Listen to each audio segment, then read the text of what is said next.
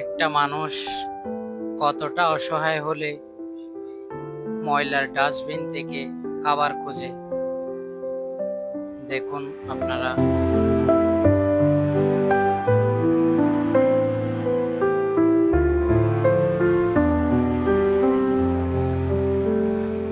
চাচা,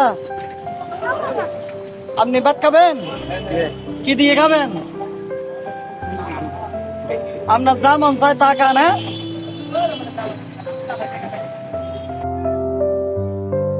পরে ওনাকে নিয়ে মুরগির মাংস এবং ডিম সহ বিরিয়ানি খাওয়ালাম। তৃপ্তি ভরে উনি খেয়ে মনের আনন্দে আল্লাহর কাছে শুকরিয়া আদায় করলো। আপনারাও এভাবে পাশে থাকুন, যাতে ডাস্টবিন থেকে খাবার খুঁজে খাইতে না হয়।